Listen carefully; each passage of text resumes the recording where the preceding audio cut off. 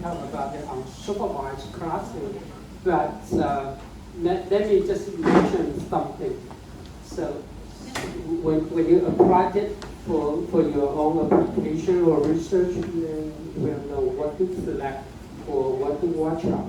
Okay. Let's give a lot of details, but I just mentioned here. This is the algorithm provided by scikit-learn. Okay.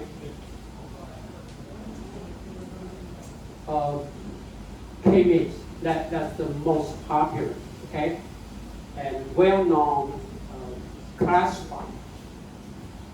Now, for all the example here, actually for this example, we have two clusters, right? But when you take a look, when you go for the K-mean, you will find what? A decision, a linear decision boundary. See that? See that? Yes, you give it the linear decision boundary to separate it into the root one is one class. Okay, when I say unsupervised, it means what? There's no double error. Okay, no double error. The only thing you have is what? Is the feature vector. Okay, we know nothing about the classes. So, but anyway, for this case here, visually it tells us we have the two regions, okay? The inner circle and outer circle for the sample, okay? But for this case here, K-mean. Now, how to find nonlinear boundary for K-mean? Remember? If you apply what? Even I didn't say, I will mention K-mean later on, but anyway, because everyone knows about K-mean, you use that a lot. Now, how to make the linear decision function to be nonlinear by measure what distance? What distance? K-mean this appearance based on the Euclidean distance. What distance will make it? Now, when I say distance, it measures the distance between every point to the center of each cluster. The distance is measured by Euclidean. 欧距离的距离，所以呢，它会造成线性。什么样子的距离不会是线性 ？What kinds of distance? Well, Mahana is very good, but unfortunately, what scikit-learn did not provide Mahana this distance. Okay, so when you go for when you try to apply scikit and you want to use K-mean, this is the only what you can get, okay, which is linear. And also you can apply measure. I will say that now this is the one I will mention. Okay, you may not be familiar with because whenever you use unsupervised clustering, what would be the most important features or hyperparameter? The number of clusters. You need to provide the number of clusters. Okay? 你说你要分几群，你自己要决定。Okay? There's no automatic way to determine. But that's why I want to talk about this one. Okay? Because the spectral clustering, I didn't say spectral clustering does not require to provide the number of clusters, but it will give you the information for you to select the right number of clusters. Okay, because for this case it's two-dimensional. It's very easy for you to know what should be the number of clusters, but in reality, in higher dimension, there's no way you will know what should be the best number of features. Okay, so that's something I want to mention about the spectral clustering, which you may not be familiar with. The other one used a lot, and also you have done it for your assignment. It is a Gaussian mixture. Okay, but take a look here. The Gaussian mixture here is still provides the linear boundary. But when you use the mixture of Gaussian, here's some parameter you can set up. Okay, if you go for the Gaussian distribution, This could be the result from the Euclidean distance, which means you simply assume what the covariance matrix is fixed. But actually, when you take the full covariance matrix, then you will becomes what? You will becomes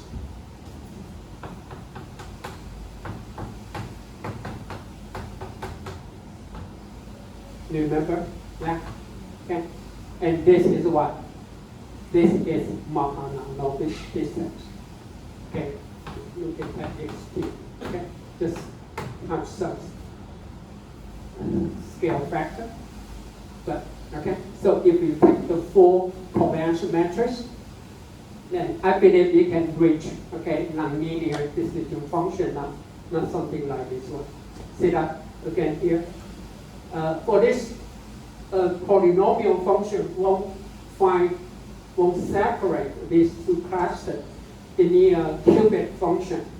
这个到 x 的3次方才可以跟它有区别。Okay. For this one, you just find a polynomial which is a circle that we're going to separate it to region, but for this one, no. Okay, so that's all the algorithm provided by scikit-learn. I didn't say scikit-learn is the only the machine learning tool you can use, but the scikit is provided a lot of. Okay, so let me just mention k-means first. Okay, even if you're quite familiar with it, but I would like to mention it one more time. Oh, the other one you need to watch out is why is it here? Oh, yeah, DBSCN. Okay, DBSCN it does not require the number of clusters. Okay, it does not require the number of clusters. 你说它不需要你给定 but don't have it too early because you need to provide what should be the neighboring distance. You need to define what should be the distance that defines the neighbor. Now, what do you think? Which one will be much easier to specify? The number of clusters or the neighboring distance? How do I know what should be the distance to define the neighbor, right? For me, it's much more difficult. Even declare you don't need any hyperparameter for that, but as you see here, the result here is what? It's well separate. Under what condition? You know what is the actual the distance that can be used to define the neighbor. Okay? I won't say anything more, but if you decide to use DBSCN because it can reach nonlinear separation of the cluster, if you don't know nothing about the distance, and here's another hyperparameter you need to provide for DBSCN, which not only the distance, you need to define what will be the number of neighboring data points. You need to define what should be the, for each data point, first you need to define what should be the distance that you can define the neighboring, okay, the neighboring point. And also you need to define what will be the minimum number of data points in the region, okay, defined by the distance d. Now, what you can know nothing about is to have a parameter. What can you do based on what you have done before? How to set up the d and the number of neighboring points by what? I mean, you need to combine everything you learn. Okay, don't just set. Restricted by the algorithm. You say, no, you need to provide these two parameters, and when they are too difficult, then you might just give up to use it. What can you do to find it? By what? By use k nearest neighbor. Okay? Remember we mentioned here's nearest neighbor. But anyway, here's a hyperparameter here. Okay, but it's much easier compared with the DBSCN. Okay, you select a good K, then you can define what should be the radius of the distance, right? And also K could define the number of neighbors. So it's starting from here, okay? Starting from here. And apply DBSCN, because for that you don't need to specify the number of clusters. Okay, so that's all I want to say. Now I'll go back to talk about the K means, and also here, if I cannot finish it today, I will keep going, because it's a very clever idea. I don't know how did they come up with the idea. Okay, so small. Okay, anyway, I need to talk about, because I believe not every one of you understand what does it mean for the spectral classic. Okay, so first let's go back to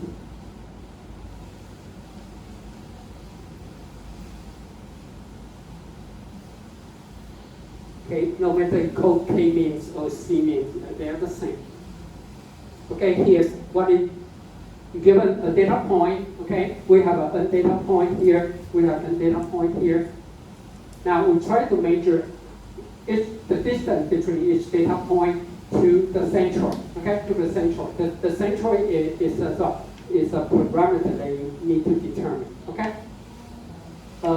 Z and K were equal to 1, it means what? The data point K is assigned to, I should not say cluster, I shouldn't say class, I should say cluster I, okay? Because we know nothing about the class. But we want to assign the xk to cluster I, okay? So we just replace cluster 把它分成哪一群，不是哪一类。OK， 我们现在并不知道它是什么类哈，我们只要把它分成第一群、第二群。OK。Fortunately, I don't worry about it. It's not a 0-1 mixed integer or mixed continuous programming problem. Okay. Now, to find the V, okay, for Z and K, we simply use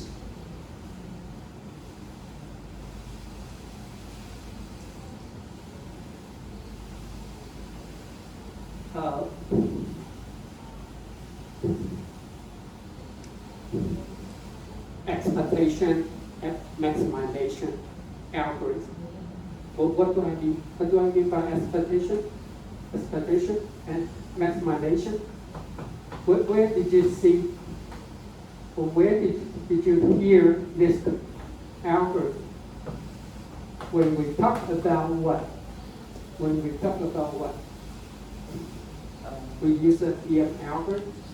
When we talk about a mixture of gases, when we talk about mixture of gases, we talk about expectation and maximization. So exactly K means applying EM algorithm. The first, randomly, we try to find the central, okay?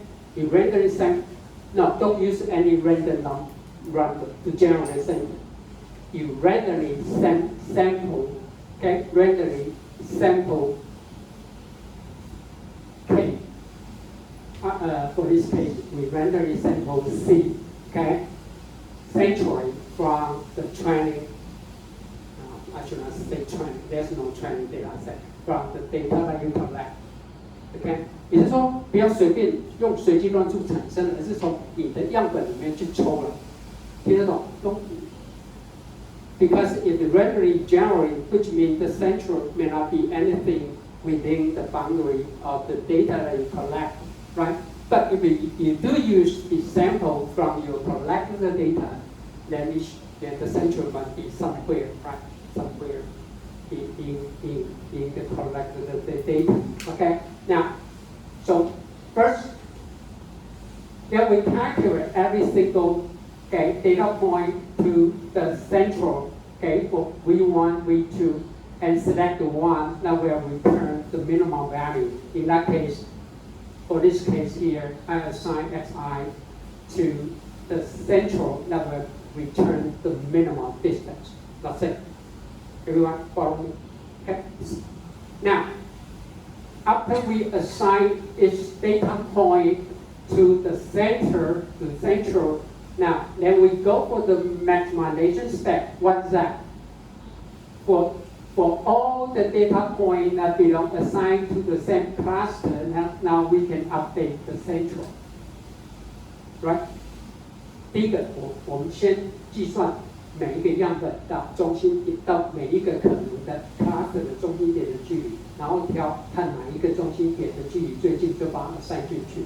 assign 完以后呢，再把属于那一群的所有样本呢算它的平均。Then we can update the new central, and then we go back to step 2. Then we reassign the sample I to every central of the cluster, and then we have a new data point in each cluster, and then we can recalculate the central, and then go back to update. So it's a standard EM algorithm. Okay, it's very simple. That's it. Okay. The extension of it could be. Any question? That was good. It's so simple. EM algorithm.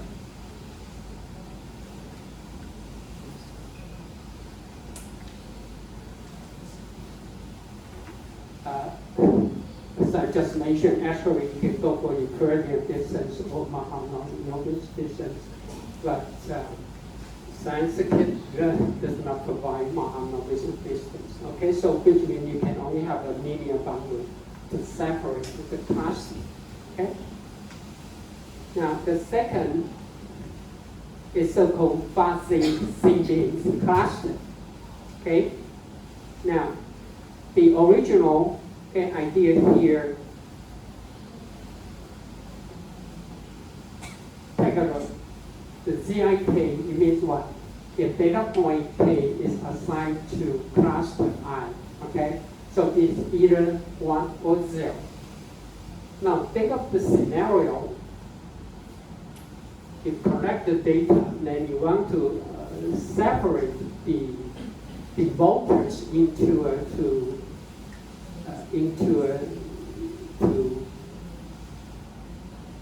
or you want to find the political tendency of the voters, 那个政治倾向. Now you just separate into green and blue, or Democratic and or Republican. Without the truth, you can always find a true clear boundary that will separate the voter into a green and blue. You know, there's another white, right? A neutral voter. So it may not be a good idea to simply use a K, just assign the voter K just into class 1. If you belong to class 1, then there's no way you will belong to class 2, right? Because you are assigned to a green or republic, then there's no way he or she can also be Democrat. You know what I'm saying, right? There's no clear boundary for some voters or for some sample. So here comes the idea. It goes for fuzzy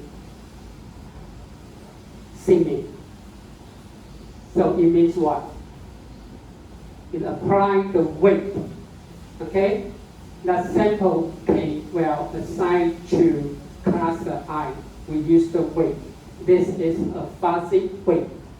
So it gives you the possibility, not probability, the possibility that sample K that could belong to cluster I or belong to any other cluster.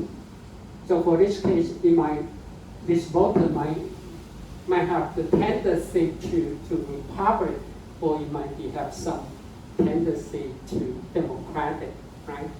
Somewhere in between. So that will determined by, so that's so-called the fuzzy weight, the fuzzy weight, 无法模糊化. Okay, for k-mean, it's either assigned to class 1 or assigned to class 2.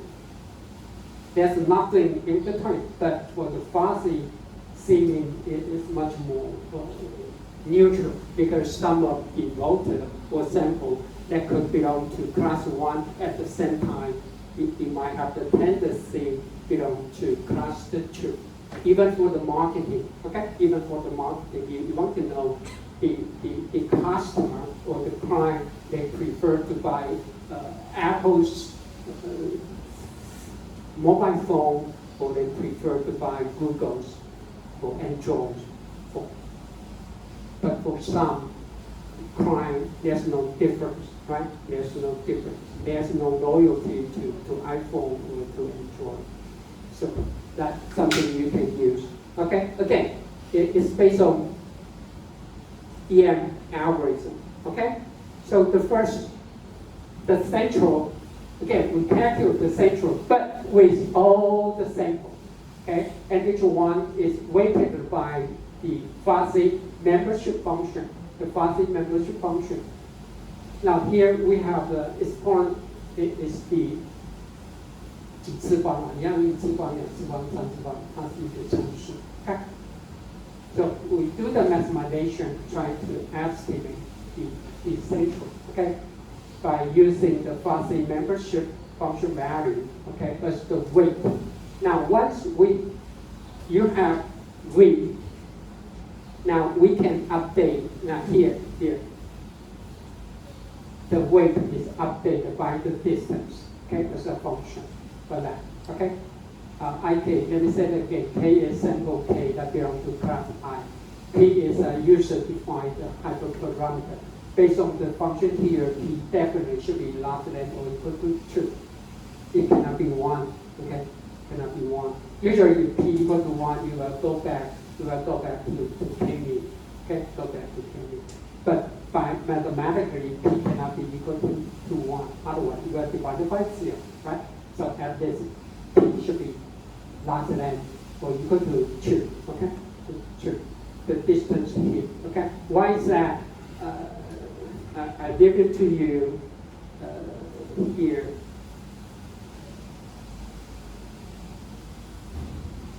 Here, okay? It's based on this automation problem. Now we try to minimize, okay, the distance for all sample and for all cluster. This is the distance, okay? Then we need to find weight and the weight. Now subject to OIK, okay? For each sample for each sample K that belongs to cluster 1, cluster 2, and up to cluster C, the summation with one method equal to 1. Is reasonable, right? Okay. Even we talk about the possibility, we would like to get the solution equal to 1. Now, this is a constraint optimization. We convert into unconstrained optimization problem by introducing Lagrange multiplier. You have seen this before. We put it here, and now we take the derivative of this equation, okay, with respect to the weight W. Okay, so if you are interested about the procedure here, and you can see, okay, this is the final result here. Okay, so W is given by the, okay, something related to the distance. Okay, that's O. Okay, okay, that's O. The distance for sample J, okay, to cluster 1, 2, 3 is normalized. Okay, but this is the distance, okay, for sample K to cluster I, okay. With usually P, we will put it equal to 2, okay, 2 or 3, that'll be fine, okay. That's how we update the weight. Then once you update the weight, okay, we update the weight, then we can go back to maximization step. Update the center or the central, okay, of each cluster. okay, by using all the samples that you collect. Okay? So that's a fuzzy seeming. Now again, unfortunately, scientific does not provide fuzzy seeming. So you need to look for some other sources. Okay? If you want to use fuzzy seeming. Okay? For that. Okay? Fuzzy seeming is scientific people. Okay? Now let's see. Okay, so that's the only thing I want to mention, DBSCM, I just mentioned. You need to define the distance, okay? And minimum, here you got to put hyperparameter, okay? Epsilon, which means you need to define the neighborhood distance, okay? So first one is the epsilon. Now, the second is the minimum number of neighbors, okay? So as I just mentioned, you can apply k-nearest neighbor first, okay? To have a good starting point for the epsilon, which is the distance that define the neighborhood, and also to find the minimum number of neighbors within the epsilon radius. If you go for the k-nearest neighbor, definitely the minimum number of points defined in the neighborhood it got equal to k, right? It must be. So you can start from here, okay? And someone say DBSCM is a special case. It's just, but I'm not totally agree. I'll speak. We don't have a time for that. This is. See that it just can make the connection. Starting from here, you can connect to there, so that you can do the linear connection. Okay, everything depends on the distance and its neighbors. So not it can, but it do need to set up the good hyperparameter for epsilon, which is the distance and the minimum number of neighbors. Okay, even they don't need to specify the number of clusters. Well, probability clustering is nothing but the material Gaussian. Okay, the material Gaussian. Now, the one I want to talk about is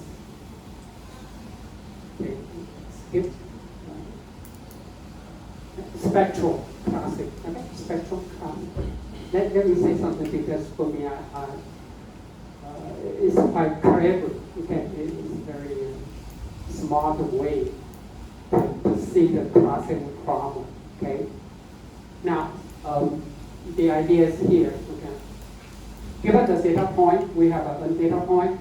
Okay. First, you calculate the pairwise. Which pairwise means what? You calculate the distance between every pair of two data points. Okay. It's called affinity. AIJ. AIJ is, so you can think of A as a matrix. Okay, as a matrix. INJ is this could be the column position. This J is the row position. Okay. Anyway, we calculate the distance. Okay, or the linkage between sample I and sample J. So basically, the spectral clustering is quite computationally intensive, because this matrix, if you have a data point here, the matrix got to be what? N by N. Okay? The matrix is N by N. Which means if you have a 1 million data point, the matrix size is 1 million by 1 million. Okay? It's 1 million by 1 million. It's quite large. So it could be a very time consuming in terms of the computation time. Okay? Now anyway, you will project. Now you do the projection again. Project it into a lower dimension. Okay. So here, okay, this original data point, apparently we have the two clusters.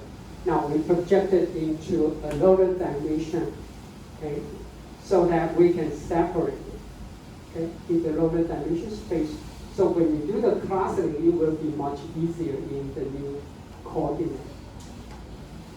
Well, a little bit just like SVM, right? Nonlinear SVM, you do something like that. Now again, what is the projection?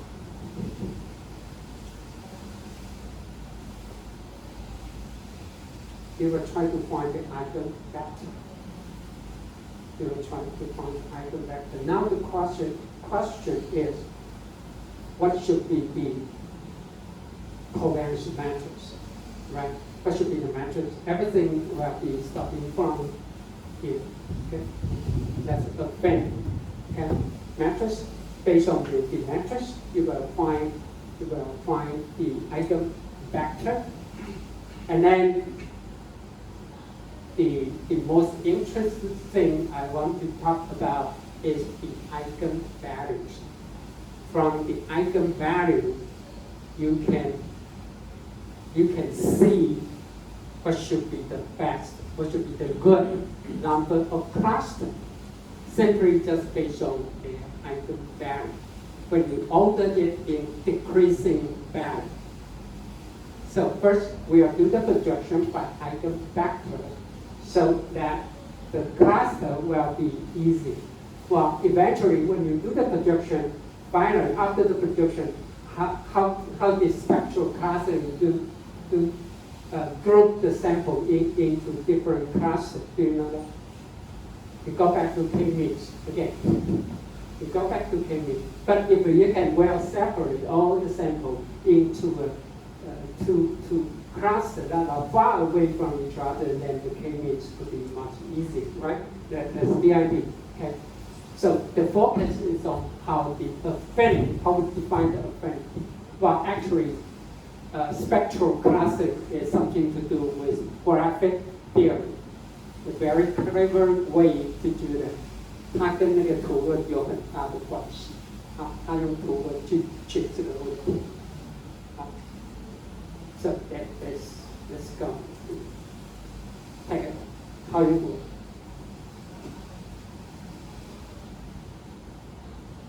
Okay, so for this class example here, after we do the projection, see that originally we need a circle, right? We need a polynomial function to divide it into a two regions, okay?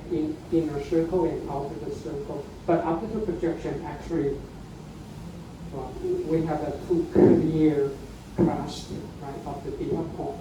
So that's the idea, okay?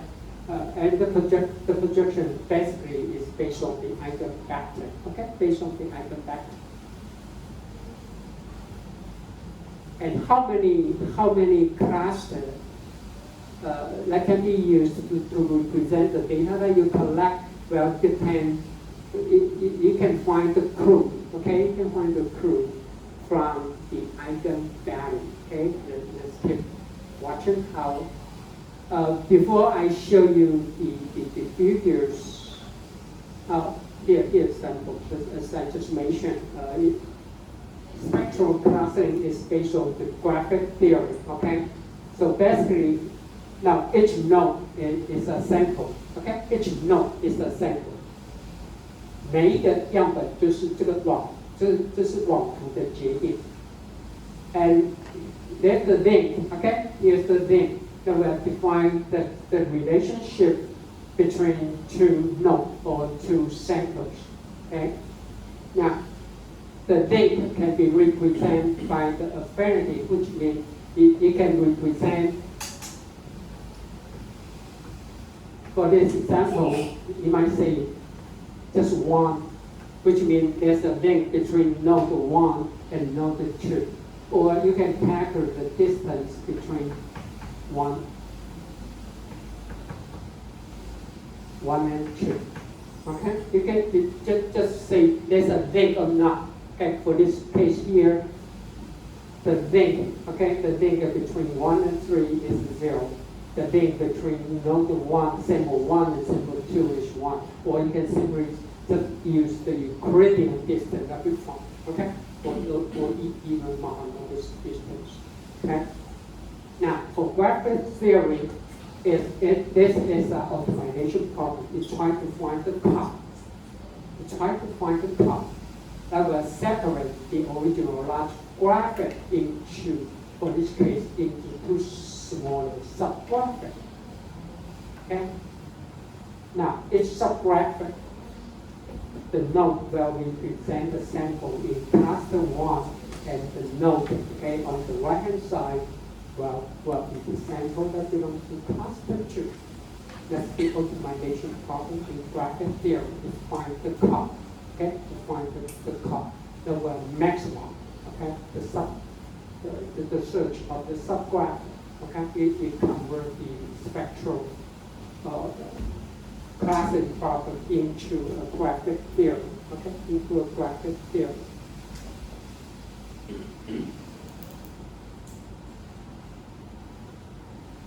A theory I don't have,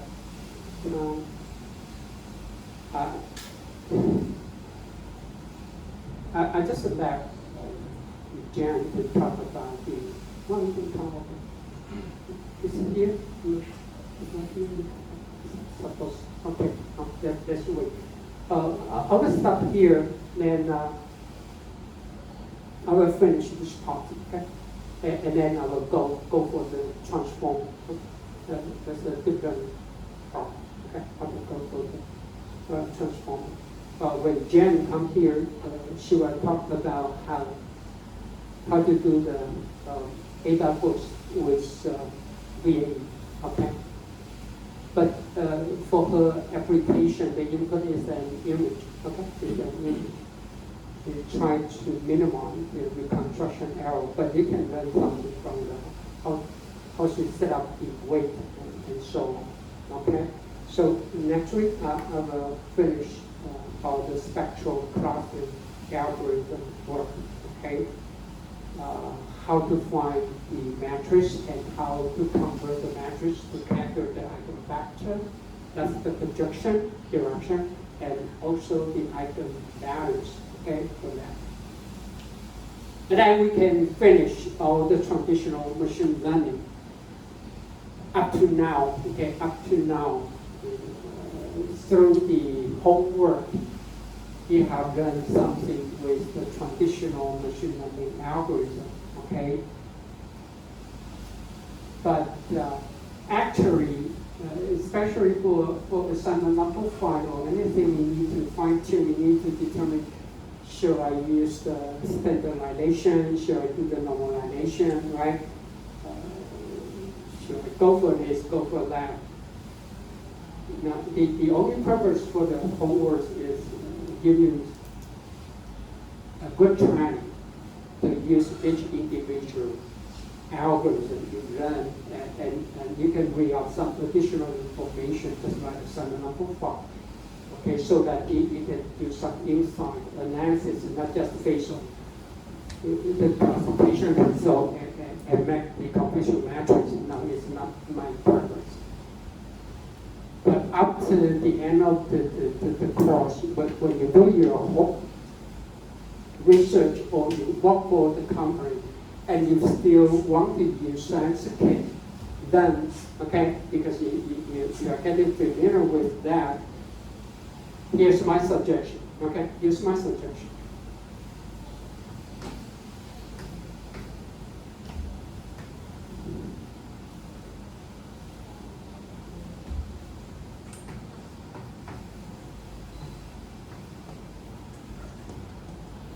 Science kit learn provide auto science kit learn. Just wrong. You don't even need to try out what to do with the standardization, what should I, and what feature should I select it, and what should be the hyperparameter for SVM or for logic regression for anything else. Auto science kit learn can provide, okay, pre-processing,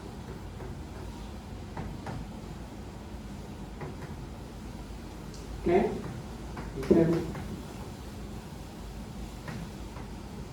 as I put it here, auto, which means you can do this automatically, okay, you don't need to worry about it.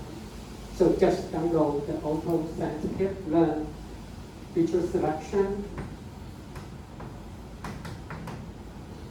and you will try out all the possible models, including the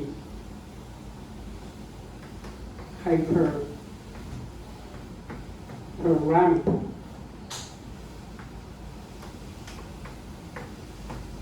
And then you try out different models. So finally, then you will go for ensemble. You will go for ensemble. So here's my suggestion. When you do your final term project, no, don't. You cannot just go for the auto scientific learn, okay? You need to try some of the algorithm you want to use initially when you written it in your outline, okay? 比如说小年来要用 SVM， 我一定要看到 SVM 啊。And then you are encouraged to use auto science, hit run, and make the comparison, okay?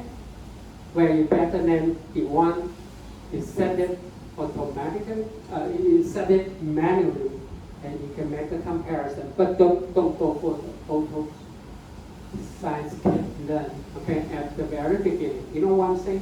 你说你原来用什么，你就用什么，用完以后呢，这个我鼓励你用，你可以去看这个东西，可以去看这个东西。这个建不是应该要玩，他不会以为是下一班。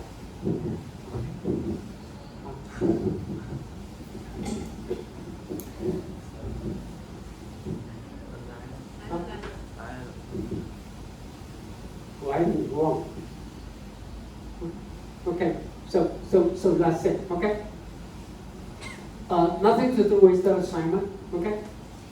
And Jen will also upload the code right to the portal. So if you want to use it, actually you can change the AWS, I should say, SVM ensemble to a time series application. It should be no problem. Okay, but anyway, she will upload it to the portal. Okay. So anyway, you are encouraged to use this for your project. Well, I expect to see something, okay, on your project. For auto science learn, it only provide for vector value data, okay? So it won't offer the structure for the hyperparameter for neural network, such as the CNN. But it indeed provide MLP, okay? Not just SVM. It also provide multi-layer perceptron, okay? It will tell you what should be the number of hidden layer and number of nodes, okay, per layer, and what should be the activation function to use, okay? But besides that, you need to look for other, such as auto helps, okay? If you're doing something with image or unstructured time series data, maybe you should not look for the auto science kit because it mainly focus on vector value data. Okay, so that's it. Okay, so Jeff, okay, House, okay. 好吧，这样可以。Okay, so next week, I will finish the spectral classing and I will move on to transform. 那个你跟你老板在上班会上跟他提醒，他不一定要来，他才能去。OK， good， OK。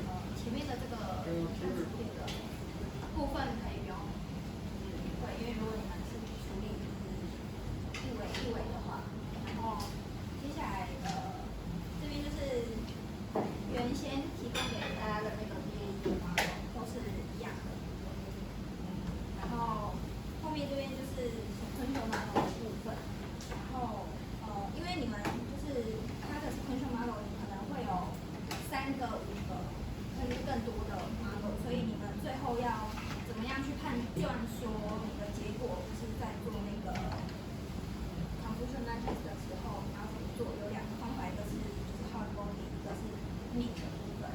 然后在橙色这边你可以去做更改，这边的上面的是参数集，然后这边 cadence 就是我现在这边设定了5个嘛，只是说你第一个 BAE 下去进行之后，就是下去训练之后，然后接下来你第二个 BAE 的权重会根据你第一个 BAE 训练出来的结果下去，那就可以看你设定说你要几层的 BAE 这样。然后跑完你的训练模型之后呢，在测试的时候，因为这边都是影像的部分，所以同学你们在使用的时候就可以，前面的影像部分就可以不用处理这样。然后在设定，就是你们要决定你们要几个，比如说我现在这边设定是5个层的 BAE， 那你在 hard coding 的部分，你就可以去设定说，那你比如说如果你一个 BAE 它判断说它是有瑕疵的，你就可以说那这个东西是有瑕疵，或者是说要总共3层的 BAE 才能够判断说它是有瑕疵的，你就可以依照你的标准下去设定判断。那如果说是用命的话，就是把你全部的 BAE 的结果下去做平均，就是你5层嘛，你5层下去做平均，这样。然后这个程式码会在上传到过。好，有其他问题吗？基本上就是你们下去设定，你们总共要几阶层的，